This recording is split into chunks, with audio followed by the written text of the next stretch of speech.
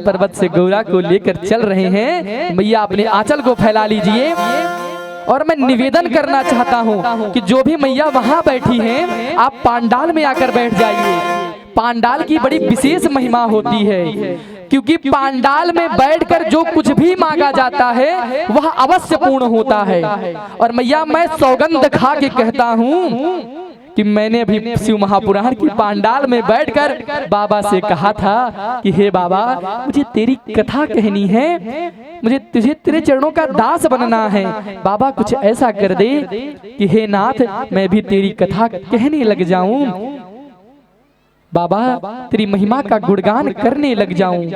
तो मैया कथा का तो ज्ञान था नहीं, लेकिन मैया हमने कहा शिव चर्चा ही कर लूंगा, लोगों को बता तो दूंगा कि शिव का महत्व क्या होता है। मैया जब मैं 6 वर्ष का था तभी से देवाधिदेव महादेव को गले से लगाकर तब से मैया 1 लोटा जल बाबा को मैं अवश्य अर्पण करता हूँ। और उसका चमत्कार देखिए कि मैंने कथा में पांडाल में बैठकर बाबा से मांगा था। और मैया बहुत दूर की कथा नहीं, रेवाड़ी की कथा है। जब श्री शिव महापुराण की कथा रेवाड़ी में हो रही थी और गुरुदेव श्री प्रदीप मिश्रा जी महाराज कथा कर रहे थे, तो मैं रेवाड़ी कथा करने सुनने गया हुआ था और झोली फैलाकर बाबा से मांगा था कि हे महादेव, जैसे मिश्रा जी आपकी कथा कहते हैं और हजारों लाखों शिव भक्तों के अंदर शिव भक्त की ज्योति जलाते हैं, हे महादेव मुझे भी उस योग्य कर दो महादेव, मैं भी शिव भक्तों के अंदर शिव ज्योति जगा सकूं। और मैया महादेव की महिमा देखिए, देर हुआ मैया पर अधेर नहीं हुआ।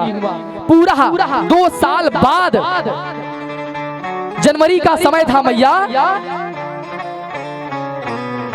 मुझे मेरी मामी जी को स्वप्न आता है कि मैं शिव महापुराण की कथा कह रहा हूँ और बहुत सी माताएं शिव महापुराण की कथा सुन रही हैं।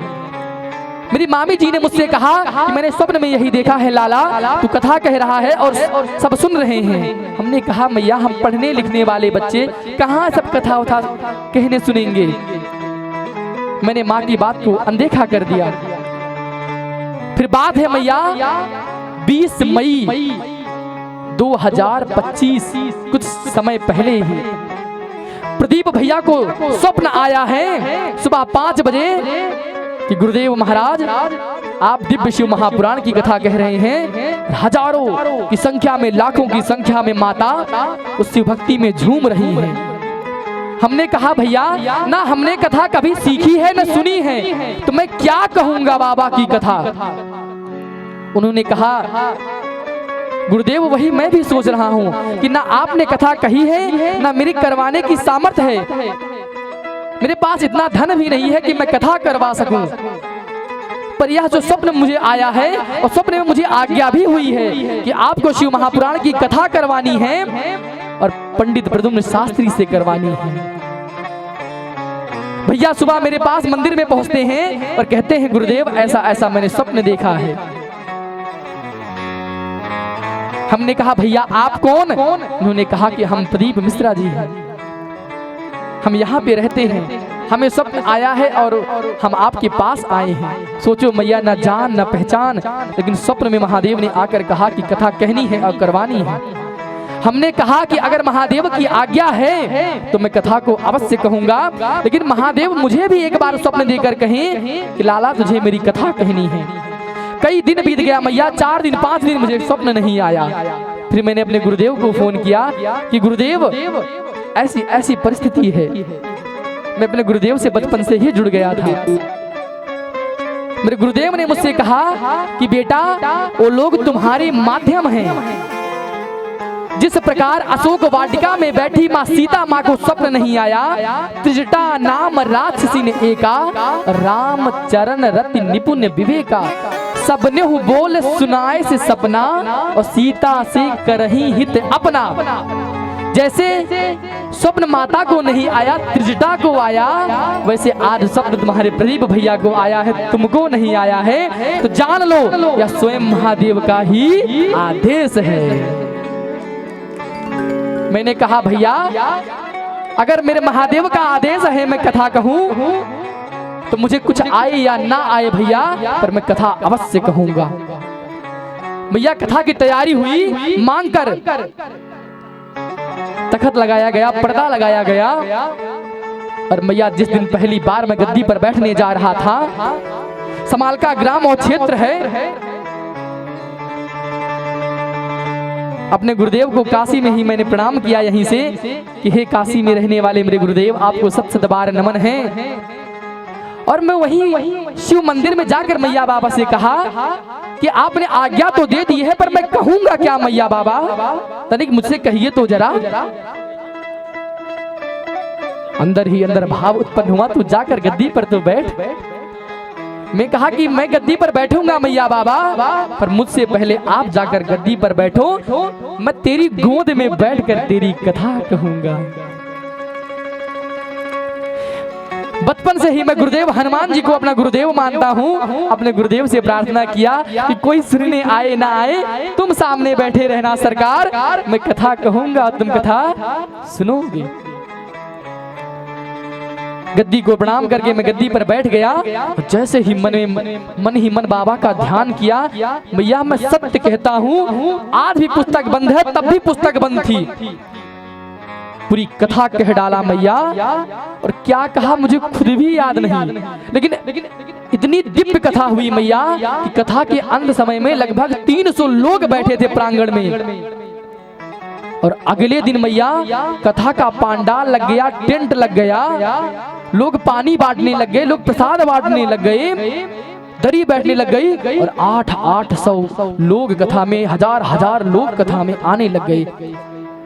कमेटी मेंबर ने कहा प्रशासन को बुलाओ, नहीं तो भीड़ नियंत्रण नहीं होगी।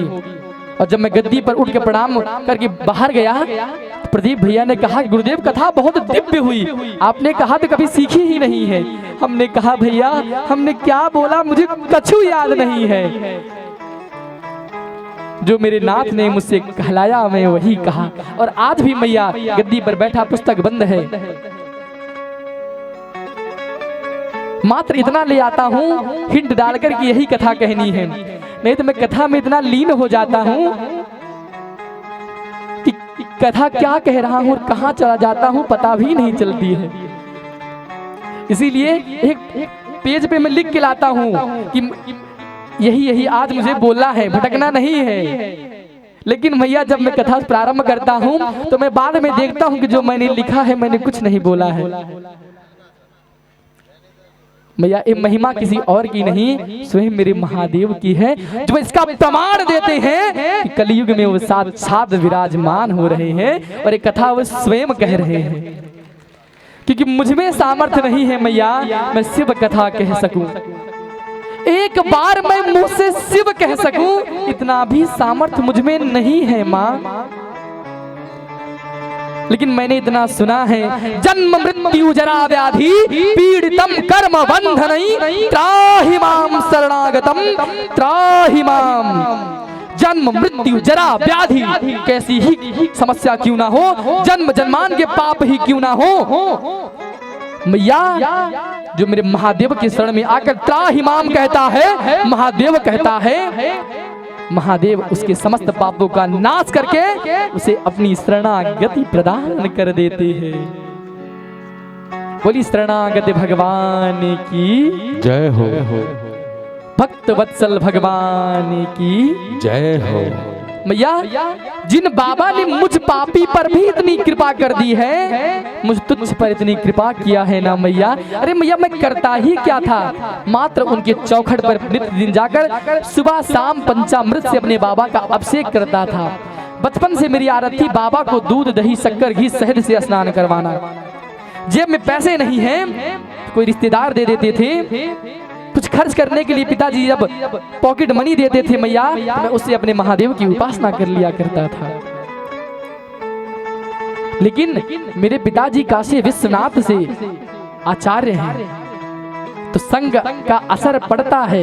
पिताजी के साथ बचपन में रहते रहते मैंने भगवान सत्यनारायण भगवान और अन्य कथाओं को, अन्य मंत्रों को सीखा है, जिसके कारण से मुझे कहीं भय नहीं लगता है कि मैं जानता हूँ मेरे पिता सदा मेरे साथ रहते हैं। और आपको जानकर यह आश्चर्य होगा कि जो अभी मंत्र बोल रहे थे आचार्य जी, वो कोई और नहीं मेरे परम पूज्य पिताश्री ही जी थे।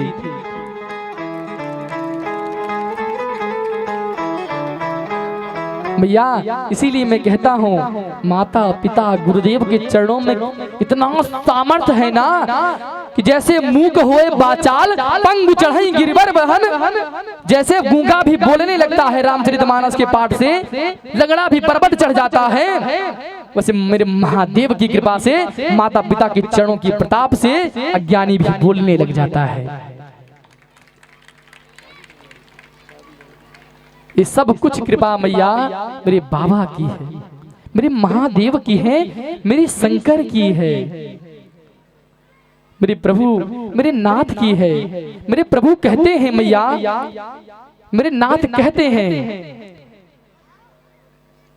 सर्वे नश्यन्ति ब्रह्मांडे प्रभवन्ति पुनः पुनः, सारे ब्रह्मांड नष्ट हो जाए भ्रष्ट हो जाए, पुनः इसकी उत्पत्ति हो या ना हो, सर्वे नश्यन्ति ब्रह्मांडे प्रभवन्ति पुनः पुनः, नामे भक्ता प्रस्यन्ति निसंकाश्च निराह पराः। प्रभु कहते हैं चाहे सारा ब्रह्मांड नष्ट भ्रष्ट ही क्यों ना हो जाए, बार बार प्रलय ही क्यों ना हो जाए, पर जो मेरा भक्त है किसी भी काल में किसी समय में उसका नाश नहीं होता है। मेरा आपकी कृपा से सब काम हो रहा है, करते हो भोले बाबा मेरा नाम हो रहा है, मेरा आपकी कृपा से सब काम हो रहा है, मेरा आपकी कृपा से सब काम हो रहा है।